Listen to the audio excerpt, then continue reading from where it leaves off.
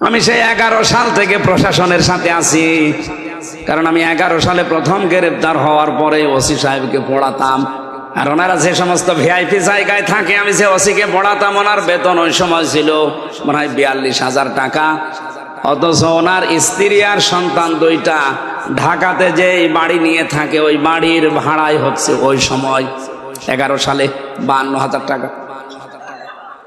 বেতন কত আর বাড়ি ভাড়া, বাকি টাকা আরো নেই। খাওয়া দাওয়া আছে, ছেলে মেয়ের কলেজে বিশ্ববিদ্যালয়ে লেখাপড়া আছে, আর তার ম্যাডামের যে সাজ, সব মিলে মনে হয় 2.5 থেকে 3 লাখ টাকা না হলে মাস যাওয়ার কথা না। বেতন কত?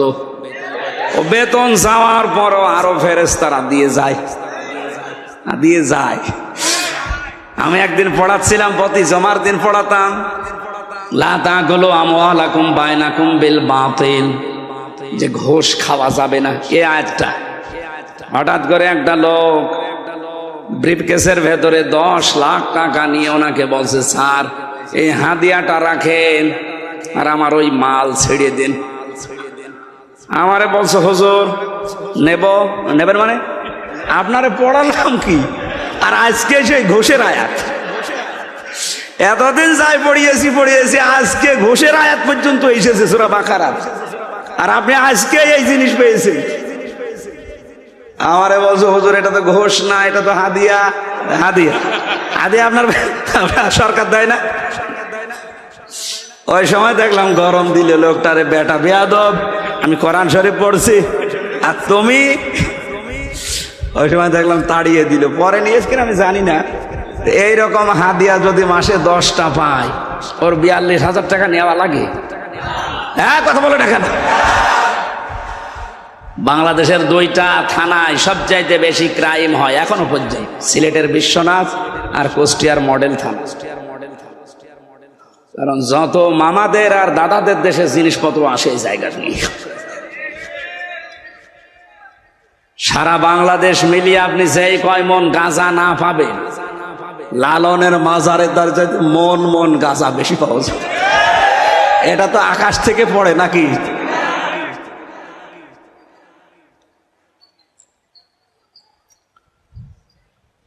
এই জন্য ওনার যে বেতন আছে, ওনার তো সংসার আছে, ছেলে মেয়ে আছে, স্ত্রী আছে, মা বাবা আছে, সব খরচ মিটিয়ে তারপরে তো আপনি জমি কিনবেন। পাবেন কোথায়? পাবেন না।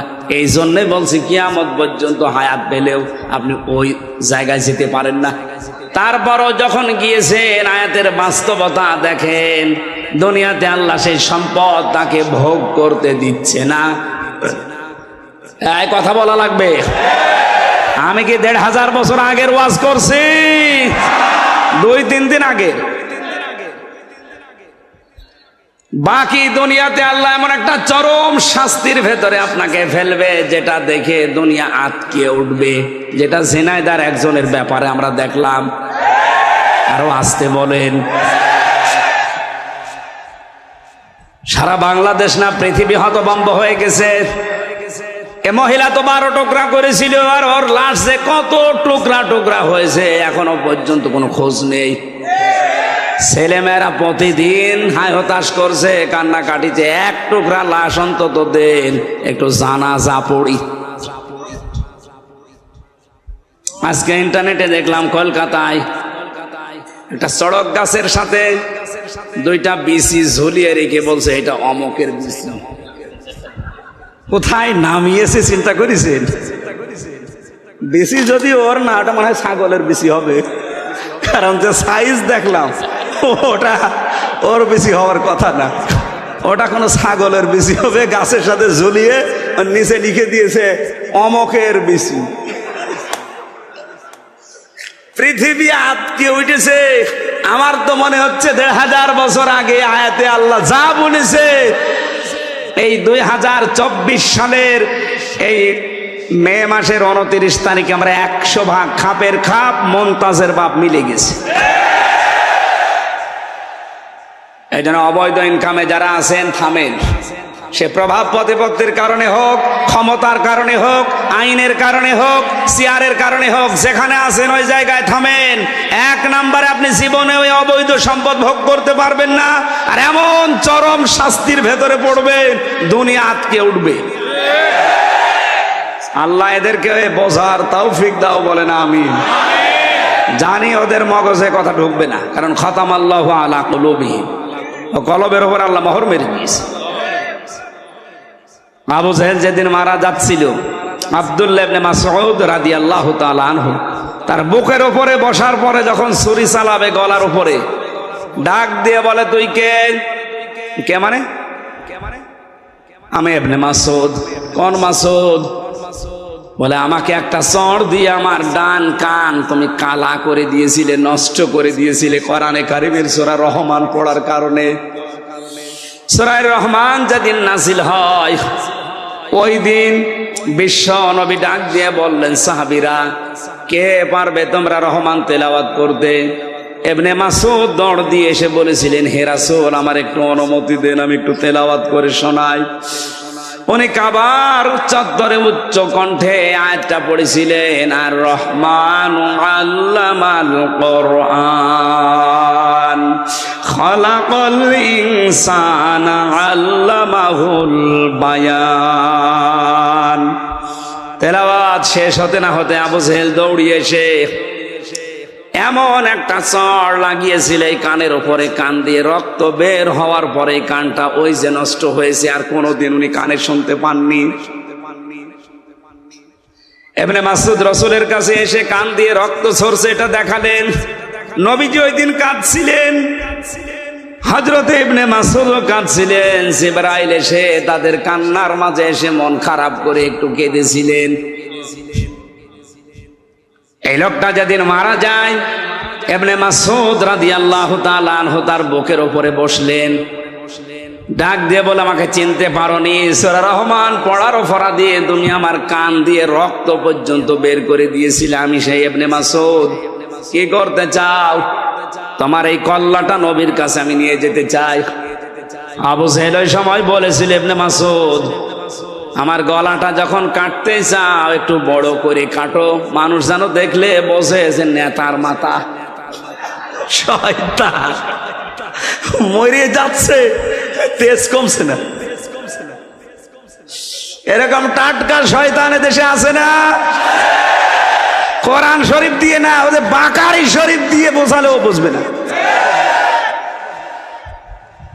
ইবনে মাসউদ চিন্তা করলেন, মাথাটা যদি নবীর কাছে নিয়ে যেতে পারে তাহলে নবীজি খুশি হয়ে আমার জন্য দোয়া করবেন। ডাক দিয়ে বললেন, তুই কালেমাটা পড়, আমি তোরে এখনো মাফ করে দেব।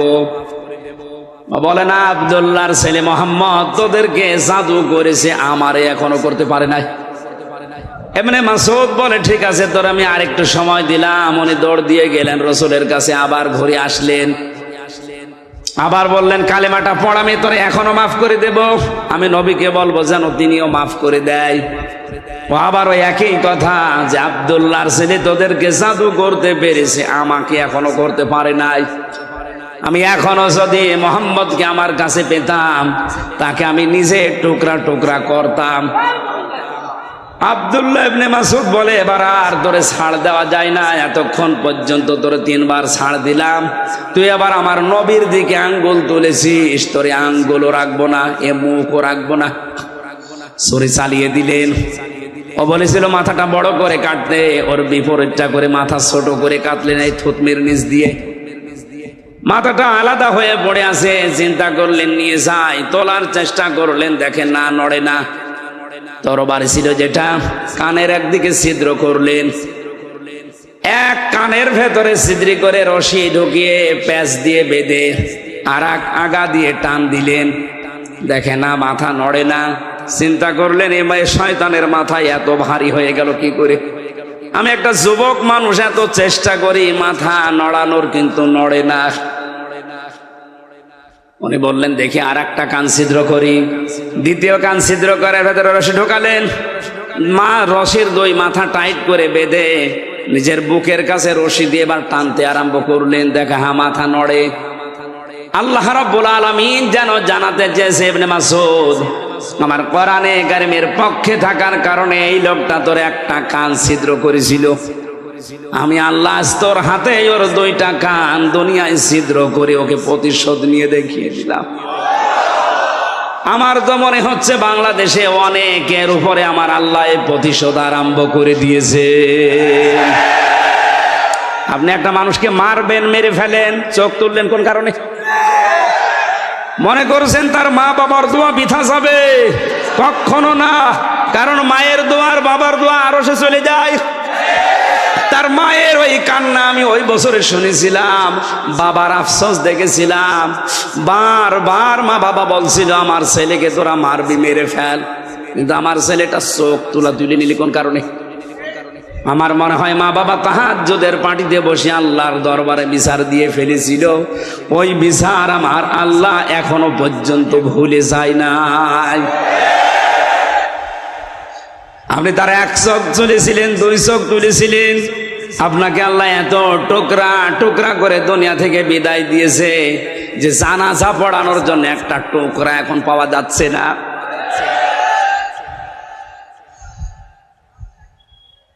ও ভোলাবাসী যুবতী মেয়েটা ডাক দিয়ে বলে, খলিফা আমি চিন্তা করলাম দুনিয়াতে আমি হত্যা করলাম, হত্যার বিচার যদি না হয় তাহলে কিয়ামতে আল্লাহ বিচার ডবল করে করবে, সুতরাং আমি যেন বিচার তাড়াতাড়ি পাই, এই কারণে আপনার বারান্দায় রাতের বেলা চুরি করে লাশটা রেখে গেছি। হযরত ওমর বললে, মেয়েটা তুমি কেন এই 3 দিন তাহলে আসলে না? আমার চিন্তায় খাওয়া দাওয়া বন্ধ হয়ে গেছে। মেয়েটা বলে, খলিফা জানের মায়া আমারও আছে। ছেলেটা হত্যা করার পরে আমি মনে মনে ভাবছিলাম যে না, মনে হয় বেঁচে যেতে পারবো যদি ধরা না পড়ি, কিন্তু কোরআনে কারিম আমাকে বাঁচতে দিল না। বারবার যেন আমাকে তাড়া দিয়ে বেড়ায় যে তাড়াতাড়ি দুনিয়ায় বিচারটা করে ফেলো। আমি এসেছি, আপনি জলদি করে হায়াত থাকতে আমার বিচারটা শেষ করেন, মরণের পরে যেন বিচার আর আল্লাহ ডবল করে করতে না পারেন। হযরত ওমর রায় দেবেন, হঠাৎ তাকিয়ে দেখলেন ওই 4 জন যুবক এসে হাজির। ডাক দিয়ে বলে, তোমরা কারা? বলে, আপনি যে বিচারের রায় দেবেন বলে দাঁড়িয়েছেন, বসে আছেন, ওই বিচারের আসল আসামি আমরা 4 জন। এই মেয়েটার কোনো দোষ নেই, গোসল করে আসছিল, এই জন্য ওর যৌবনের দিকে তাকিয়ে আমরা শয়তানের ধোকায় নফসের জালে পড়ে পাগল হয়ে উন্মাদ হয়ে আমরা এই কাজ করে ফেলেছিলাম। হযরত ওমর ডাক দিয়ে বলে, যুবকেরা তাহলে 4 দিন তোমরা আসলে না কেন? 3 দিন পার হয়ে গেল। তারা বলছে, খলিফা কাজটা করার পরে শয়তান যেহেতু আমাদের কাছে আর ছিল না, এখানে একটা মাসলা বের হয়, কোন অপরাধ যদি আপনি করেন মনে করবেন শয়তান আপনাকে দখল করে ফেলেছে, কাজটা শেষ হওয়ার পরে শয়তান যখন আপনার কাছ থেকে পৃথক হয়ে যায় তখন মনে মনে আপনার একটা আফসোস আছে। আমরা জেনা করার পর শয়তান যেহেতু আমাদের কাছে আর নেই, আমাদের বিবেক তখন আমাদের তাড়া দিচ্ছে যে কি করলাম। কিন্তু আমাদের তো জীবনের মায়া আছে। মনে মনে ভাবছিলাম যদি এটা ধরতে না পারে তাহলে মনে হয় আমরা বেঁচে যেতে পারবো, আর বিচার হবে না। কিন্তু আমরা এদেশে কোরআনে কারিম পড়ি, বুঝি, জানি, কোরআন আমাদেরকে বাঁচতে দিল না। এই 3 দিন আমাদেরকে তাড়া দিয়ে বেড়াই কোরআনের আয়াত, ইয়া আইয়ুহাল্লাযীনা আমানু কুতিবা আলাইকুমুল কিতালু ফিল কতলা। আল্লাহ রাব্বুল আলামিন ঈমানদারদের জন্য এই কিসাসের এই যে বিধান, মানুষ হত্যা করলে হত্যা করা লাগবে, এটা লিখে দিয়েছেন। এটা ফরজ না, এটা লিখা, একেবারে সই স্বাক্ষর করে স্টাম্প করা বিধান।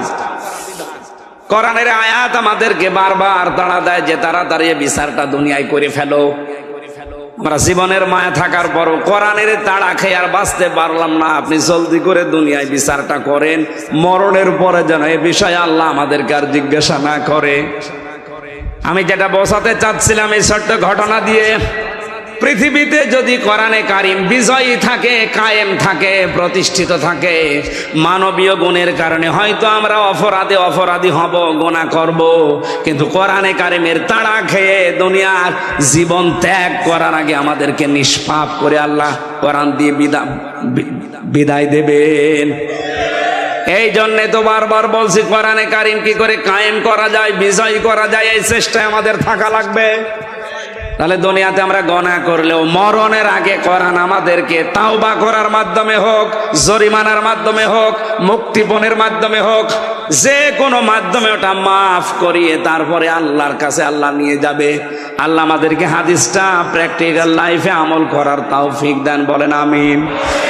আজকের যে আয়াতগুলো পড়েছিলাম আমার সামারাইজের বিষয়, আলোচনার সাবজেক্ট এই মুক্তিপণ। কি বললাম? এটা দুনিয়ায় দেখলেন মুক্তিপণ দিয়ে হত্যার মামলা থেকেও বাঁচা যায়।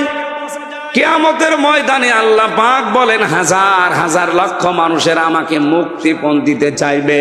ওয়ালা ইয়াসআলু হামিমুন হামিমা ইউবাসসারুনাহু। এর আগে সূরা মাআরিজের 1 থেকে 9 নম্বর আয়াত পর্যন্ত আল্লাহ কিয়ামতের ভয়াবহতা তুলে ধরেছেন, যে এক একটা দিন হবে 50,000 বছরের মতো লম্বা, পাহাড়গুলো উড়ে যাবে, সারা ময়দানে একটা আওয়াজ হতে থাকবে, পানি চাই, পানি চাই। এ কঠিন পরিস্থিতিতে আল্লাহ পাক বলেন সবচাইতে অন্তরঙ্গ বন্ধু দুনিয়া যে তোমার ছিল তাকে তোমার সামনে আনা হবে। ইউবাসসারুনাহু, খুব খেয়াল করে মিলাবেন নিজের সাথে। আপনার সব চাইতে নিকট আত্মীয়, নিকট বন্ধু যিনি, অন্তরঙ্গ শহীদ, এই লোকটাকে আপনার সামনে আল্লাহ একেবারে সামনাসামনি হাজির করবে। আমার এখানে একটা প্রশ্ন আসে, বিশেষ করে এই ভোলা, এই বরিশাল বিভাগে এইটা বেশি। আজ হাজারো মানুষ বিভিন্ন কায়দা কৌশল করে ছড়িয়ে দিয়েছে কিয়ামতের ময়দানে এক একজন পীর সাহেব লক্ষ লক্ষ মুরিদ নিয়ে আল্লাহর সামনে হাজির হবে। এটা ডাহা মিথ্যা কথা, পুরা বানোয়াট, পুরা ধোঁকাবাজি পূর্ণ কথা।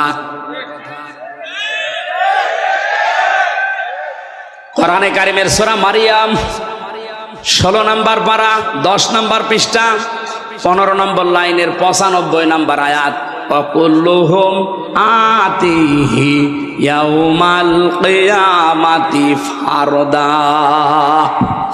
আল্লাহ পাক বলেন কিয়ামতে প্রতিটি মানুষকে আমি আল্লাহর সামনে যখন হাজির করব বিচারের জন্য, প্রত্যেকটি মানুষ উঠবে স্রেফ একা একা।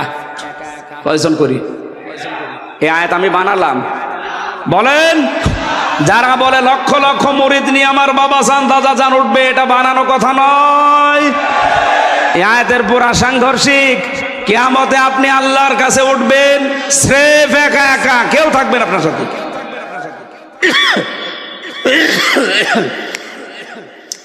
বিচার করার জন্য আল্লাহ নিজের সামনে ডাক দিয়েই প্রথমে ডাকবে আপনাকে, এরপরে বলবে তোর বন্ধুকে নিয়ে আসলাম এই যে সামনে, জিজ্ঞাসা কর।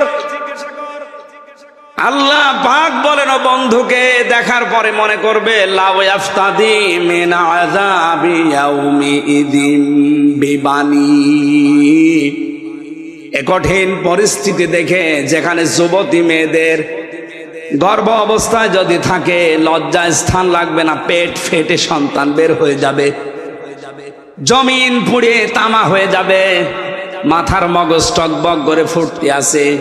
অভোলাবাসী নিজের দিকে তাকিয়ে এখন একটু ভাবেন তো, এই ময়দানে মনে করেন আপনি আছেন, আপনার বন্ধুকে শুধু প্রথম আল্লাহ নিয়ে এসে বলবে একে কি করবা দেখো, এত পরিচিত তোমার, বলবে আল্লাহ এ বন্ধুকে আমি দিয়ে দিলাম মুক্তিপণ হিসাবে, তুমি আমারে ছেড়ে দাও। আল্লাহ বলেন হবে না। দ্বিতীয় নম্বর বলবে আমার সন্তানকে আমি দিয়ে দিলাম। কোন সন্তান? যেটা নিজের জীবনের চাইতে মানুষ বেশি ভালোবাসে। আজকে ইন্টারনেটে দেখেছেন, এই যে কোন এলাকায় যেন দেখলাম ঝড়ে লন্ডভন্ড হয়ে সন্তান সহ উড়ে চলে যাচ্ছে, মা তার ছোট্ট 3 বছরের মেয়েকে কোলের ভেতরে নিয়ে মা নিজে মারা গেছে, তো সন্তানটার উপরে ছাউনি দিয়ে সন্তানটা বাঁচিয়ে রেখেছে। এই কঠিন পরিস্থিতিতেও নিজের সন্তানকে যে মা বাঁচিয়ে দেয়, আল্লাহ বলেন কিয়ামতের দিন এই সন্তান পর্যন্ত ওই মহিলা বলবে আল্লাহ মুক্তিপণ দিয়ে দিলাম। ভোলাবাসী, এই আয়াতটা আমি বাস্তব জীবনে উপলব্ধি করেছি। আমার ছোট মেয়েটা নিয়ে ফারিহা জান্নাতকে, ওকে কক্সবাজার নিয়ে গিয়েছিলাম জেল থেকে বের হওয়ার পর, যখন ওই বালি নিয়ে খেলা করছিল সমুদ্র সৈকতে, ওর ওপর এমন একটা আবেগ, এমন একটা মায়া তৈরি করে দিয়েছে আমার আল্লাহ। আমার মনে মনে ওর খেলা দেখে মনে হচ্ছিল যদি বাংলাদেশ কেউ আমাকে লিখে দেয় যে দিয়ে দিলাম ভাই ফারিহাকে মেরে ফেলো, আমার সম্ভব না। কারণ ওর 1 বছর রেখে গিয়েছিলাম ছেলে, এখন ওর 4 বছর বয়স। ওর ওপর আমার যে দুর্বলতা, ভালোবাসা, আমার প্রতি ওর যে আকর্ষণ, বাবা আর মেয়ে সন্তান হিসাবে আমার মনে মনে বাস্তবতায় হচ্ছিল সারা বাংলাদেশ লিখে দিলেও একে দেওয়া সম্ভব না। অথচ আল্লাহ বলেন কিয়ামতের দিন হামজা এ ফারিহাকে পর্যন্ত আমারে বলবে মুক্তিপণ দিয়ে দিলাম। এ বলতে যত সহজ মনে হচ্ছে, এটা কি বাস্তবে অত সহজ? আপনি করে দেখেন তো ওই জায়গায় যে। কারণ 3 বছর তো আমি ফাঁসির কন্ডেম সেলের ভেতরে ছিলাম, বাইরের যোগাযোগ বিচ্ছিন্ন ছিল, কাউকে দেখতে পাইনি। 24 ঘন্টা আমার তালা লাগানো থাকতো, আমার আর মামুন সাহেবের। এই জন্য ওদের প্রতি মায়া মহব্বত আরো বেড়ে গেছে। যদি 10-15 দিন পর পর দেখা সাক্ষাৎ হতো, কথা হতো, এত ভালোবাসা জন্মাতো না। সে 1 বছর রেখে গিয়েছিলাম, 4 বছর এসে ও তো আমারে ভালোভাবে এখনো চেনেও না। এখন আর প্রথম যেদিন বাড়িতে আসলাম আমারে বলছো হুজুর আমাদের বাড়িতে চলেন, কারণ ও আমারে চিনতে পারে না। মনে করছে এরকম হুজুর তো বহু আসে, মনে হয় এরকম একটা হুজুর। আল্লাহ পাক বলেন কিয়ামতের দিন হামজা এই ফারিহাকে পর্যন্ত বলবে আল্লাহ এরেও দিয়ে দিলাম, তুমি অন্তত আমারে বাঁচাও। 3 নাম্বার আল্লাহ নাম দিয়েছেন স্ত্রীর, ওয়া সাহিবাতিহি ওয়া আখি। আমি নিজেই বলবো আল্লাহ আমার স্ত্রী তামান্নাকে দিয়ে দিলাম, আপনি এরে নিয়ে আমারে মুক্তি দেন। আমার ভাইকে দিয়ে দিলাম যদি আমার ভাই নেই। ফাসিলাতি হিল্লাতি তওবে, সে আমাকে যারা আশ্রয় দিত, রাজনৈতিক, সামাজিক, পারিবারিক, দলীয় বিভিন্ন কায়দায় যারা আমাকে আশ্রয় দিয়েছে, আমার মামলার বিষয়ে যারা লড়ালড়ি করেছে, নড়াচড়া করেছে, আমাকে এখনো যারা বিভিন্ন জেলায় গেলে আশ্রয় দেয়, সবগুলো কিয়ামতের দিন আমি বলবো আল্লাহ সব দিয়ে দিলাম। ওমাং ফিল আরদি জামিআ, দুনিয়ায় যত সম্পদ আমার আছে স্থায়ী অস্থায়ী সব দিয়ে দিলাম, জান আমারে মুক্তি দেন। আল্লাহ বলেন সুম্মা ইউনজি, এরপরও মানুষ বলবে আল্লাহ আমাকে তুমি একটু ছাড় দাও, একটু বাঁচিয়ে দাও, এদের সব নিয়ে নাও।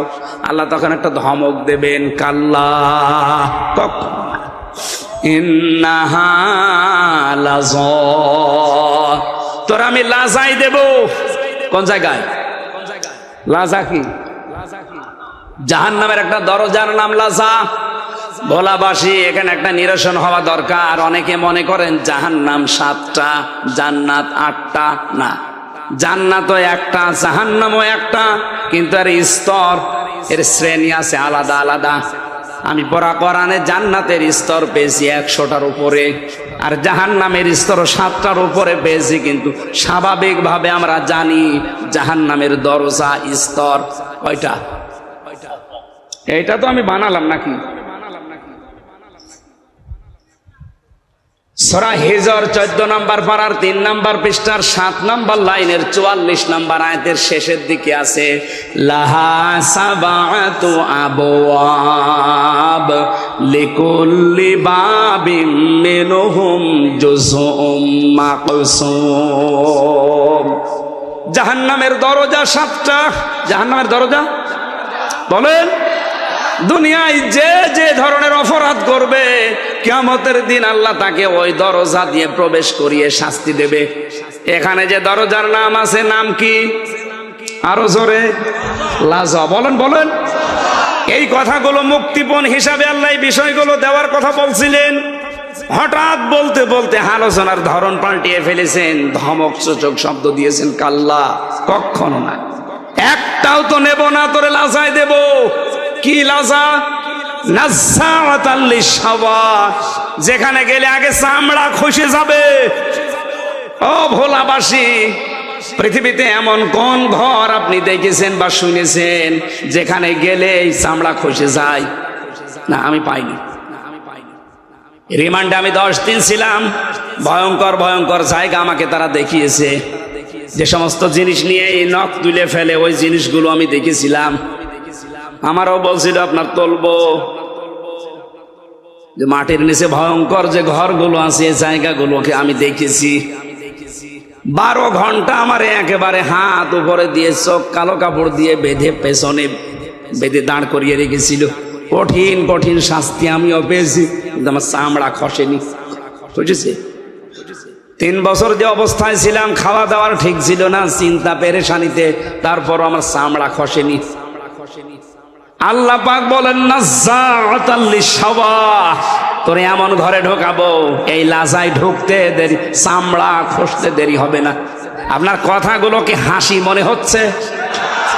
শুনতে যত সহজ মনে হচ্ছে, এটা কি বাস্তবে অত সহজ? আলেম যারা আছে তারা তো বোঝার কথা। কত ভয়ঙ্কর জায়গায় আল্লাহ প্রবেশ করালে আগে চামড়া খসে যাবে। শুধু চামড়া খসবে না, এর পরবর্তী 2টা আয়াত আরো কঠিন। আমার আয়াতগুলো দেখার পরে, পড়ার পরে মনে হয় আল্লাহ পাক যেন বাংলাদেশ দেখে দেখে এখনই নাজিল করছে। এইটাই চলছে। এবার যে 2টা কথা বলবো দেখবেন এ দেশের সাথে 100 ভাগ মিলে যাচ্ছে। এই যে ভয়ঙ্কর জায়গা, লাজার নাম শুনলেন, এখানে গেলে আগে চামড়া খসে যাবে। আল্লাহ পাক বলেন এখানে দেব কাদের জানো? ওই যে সাবাত আবওয়াব দেওয়ার পরে আল্লাহ দিয়েছেন লিকুল্লি বাবিম মিনহুম জুজউম মাকসুম। দুনিয়াতে যে যে ধরনের অপরাধ করবে তাকে আল্লাহ ওই দরজা দিয়ে প্রবেশ করাবে। এই লাজা নামক দরজা দিয়ে আল্লাহ কাদেরকে দিচ্ছে? ভোলায় আছে নাকি আপনি দেখেন তো। 2টা গুণ যাদের ভেতরে পাওয়া যাবে তাদেরকে আল্লাহ এই লাজাই দেবে, গেলে আল্লাহ আগে চামড়া খসিয়ে ফেলবে। 1 নম্বরে আল্লাহ পাক বলেন লাজা ডাকবে তাদের, তাদউ মান আদবারা ওয়া তাওয়াল্লা ওয়া জামাআ ফাআওয়া। 1 নম্বর সত্যের দিকে যাদেরকে আহ্বান করা হয়েছে, এ মানুষগুলো সত্যের দিক থেকে পৃষ্ঠ প্রদর্শন করে মুখ ঘুরিয়ে চলে গেছে। আর বাংলাদেশে এখন এই মানুষ বেশি। আমি যে 1-1.5 ঘন্টা ধরে ঝাড় শব্দের ব্যাখ্যা বলছিলাম, অনেক মানুষ এখনো পর্যন্ত কোরআনকে বিজয় করা এই কথা শুনলে রাজনীতি মনে করে, অথচ এটা সত্য কথা। রসুলের কথা কি কথা? কথা বলে না কেন? আমি যদি চেয়ারম্যান সাহেবকে এখন বলি টয়লেটে বাম পা দিয়ে প্রবেশ করে আল্লাহুম্মা ইন্নী আউযু বিকা মিনাল খুবুসি ওয়াল খাবাইস, এটা পড়ে আপনি বাম পা দিয়ে প্রবেশ করলেন, 5-7 মিনিট 10 মিনিট ওখানে বসলেন, গন্ধ জিনিসগুলো বের করে দিয়ে যখন ডান পা দিয়ে বের হবেন তখন বলেন গফরানাক আলহামদুলিল্লাহিল্লাযী আযহাবা আন্নিল আযা ওয়া আফানি। এই যে 8-10 মিনিট যত ব্যয় হয়েছে টয়লেটে পোড়াটা ইবাদত। পোড়াটা কি? কারণ এই পদ্ধতিটা রসুলের এই পদ্ধতি মেনে আপনি টয়লেটে 8-10 মিনিট 20 মিনিট আধা ঘন্টা কাটান, পুরা আধা ঘন্টায় কি এটা বুঝেছেন? এটা কি এই নিকৃষ্ট কাজ? আধা ঘন্টা যদি আপনি ইবাদত মনে করেন, আমি যদি টয়লেটের যে ভালো ভালো বিষয়গুলো আছে এগুলো যদি আমি এখন ব্যাখ্যা করে বলবেন হুজুর আরো বলেন, কারণ আপনার পেট থেকে এই গন্ধ জিনিস বের করে যদি আল্লাহ না দিত, প্রসাব যদি আপনার বন্ধ হয়ে যেত। আমি জেল থেকে বের হওয়ার পরে আমার প্রসাব বন্ধ হয়ে গিয়েছিল। ডাক্তারকে দেখানোর পরে আমারে বলছে প্রসাব আমরা চালু করে দিতে পারি, কমপক্ষে 12,000 টাকা লাগবে। প্রসাব বের করতে যদি 12,000 টাকা লাগে, এটা যে কত বিষয়গুলো ছাকনি দিয়ে ছাকার মতো এই টয়লেট দিয়ে এই প্রসাব দিয়ে আল্লাহ আমারা বের করে দেয়। এই জন্যই তো আযহাবা আন্নিল আযা ওয়া আফানি বলা হয়। আল্লাহ এই গন্ধ জিনিসগুলো শরীর থেকে তুমি বের করে শেষ করে দাওনি, আমাকে শান্তি স্বস্তি একটা নিরাপত্তা দিয়েছো, একটা আনন্দ লাগছে, আমার কাছে ভালো লাগছে। এখন 8-10 মিনিটের বিষয়গুলো 20 মিনিটের বিষয় আপনার কাছে খুব ভালো মনে হচ্ছে, বলেন হুজুর আরো। টয়লেটের মতো নিকৃষ্ট 20 মিনিট 25 মিনিট যদি আপনার কাছে ভালো লাগে, রসুলের সুন্নত মনে হয়, এই সারাটা জীবনে আমার এখন 33 বছর বয়স, এই 33 বছর কিভাবে চলবে রসুলের জীবনীতে সেটা নেই। আরো জোরে বলেন। বিশ্ব নবী তার ৬৩ বছরের জীবনে 10 বছর এই কোরআন দিয়ে তিনি রাষ্ট্র চালিয়েছিলেন। এই কথা বলুন। 10-12 মিনিট 15 মিনিট যদি আপনার কাছে সুন্নত মনে হয়, আর 10টা বছর যিনি এটা দিয়ে চালালেন ওইটা আপনার কাছে রাজনীতি মনে হয়, আপনি কি মানুষ? সত্যের দিকে আহ্বান করার পরেও যদি কেউ ঘাড় ঘুরিয়ে চলে যান, অহংকার করে, বোঝার পরে না বোঝার ভান করে মুখ ফিরিয়ে চলে যান, আপনাকে দিয়ে আল্লাহ লাজা ভর্তি করবে, যেখানে গেলে চামড়া আগে খসাবে। এখন তো হয়তো কিছু টের পাচ্ছেন না, চোখ বন্ধ করে দেখেন কি অবস্থা হয়। দ্বিতীয় নম্বরটা তো আরো কঠিন। যারা দুনিয়ায় মাল সম্পদ জমা করে আর এটা সংরক্ষণ করা যায় কি করে সেই চিন্তা ভাবনা করে। অনেকে আজ এটা করছে, দেশে পারছে না, বেগম পাড়া বানাচ্ছে। ওর চিন্তায় একটাই যে যাই করেছি সঞ্চয়, এটা কি করে টিকিয়ে রাখা যায়।